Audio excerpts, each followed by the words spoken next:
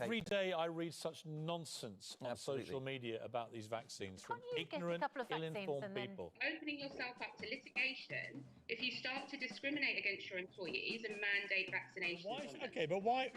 Listen, you make perfectly valid points, but why should I, as a customer, not have the right to use a company like Pimlico Plumbers where I know that they've all been vaccinated? Because I would prefer to do that. Actually, turns out there's not much difference between whether you've had the jab or not for transmission. And at that point, I realised everything I've been saying was completely wrong. Thank you so much for giving us a chance to see it firsthand and to get the injection. I've just decided that I've had COVID a couple of times and I'm done with the vaccines. I have an appointment to get the vaccine tomorrow. It is the Pfizer vaccine, but I can't care less whether it's Moderna or Pfizer. Just give it to me. Yeah, just get it to me. And I had a horrible reaction to the vaccine. I have a son that had a terrible reaction to it. And I'm really very, very concerned. Making a healthy person sick because of something, an intervention we do as physicians, do no harm, is completely violated by the COVID vaccine. We are making a healthy person sick. We should try to encourage the unvaccinated to get vaccinated, all of us. They really aren't that critical for those that are under 50 or younger. We need to be insisting on people being vaccinated. Dr. Phelps, good morning. You and your wife both suffered vaccine injuries. Return to primary school classrooms should be delayed until vaccination levels are optimal. But I think it's very important with this new vaccine, it's only been around for less than 2 years, that it's time that we put some research funding and some real effort into looking at the causes for the vaccine adverse events that people are experiencing. If you get vaccinated, you protect yourself, you protect the people around you, and you help us get out of this pandemic a little bit faster. If the government had just said, hey, these are novel vaccines, we don't, there will be reactions, let's just have a program in place to deal with them. Right. The science is clear, Tony. Well, let me tell you something. Sean, I can't help you because I'm no clinician.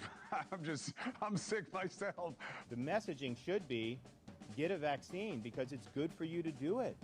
It works. You're not going to have to be doing anything like abnormal. You can live your life. I mean, that has got to be what the message is. I'm announcing a petition with the Supreme Court of Florida to impanel a statewide grand jury to investigate any and all wrongdoing in Florida with respect to COVID-19 vaccines. Most important to me was seeing one individual after another embrace vaccine with confidence. I have a number of people that are quite ill, and they never had COVID, but they are ill from the vaccine. Those who choose not to get vaccinated need to there needs to be some sort of incentive stick, perhaps, through the current programs, including No Jab, No Pay. I think as a general principle, we could all agree that mandates have a time-limited role in a pandemic. The mandates? Yes, I think we did get that wrong. The Oxford AstraZeneca vaccine to be authorised by the UK authorities just after Christmas. And I don't think it's too much of an exaggeration to say that this is going to change the world.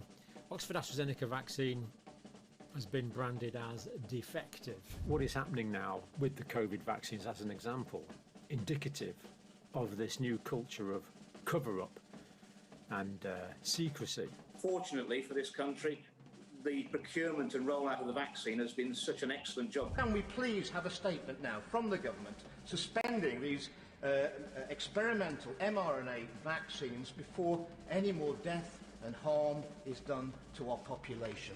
There is some clearly irrational reasoning behind why people don't want to take the vaccine, which is based upon very blatant false information that's circulating on social media. When you look at all of the drugs out there that people are taking, vaccines by far are the safest. So this is perhaps the greatest miscarriage of medical science, attack on democracy, damage to population health, and erosion of trust in medicine that we will witness in our lifetime.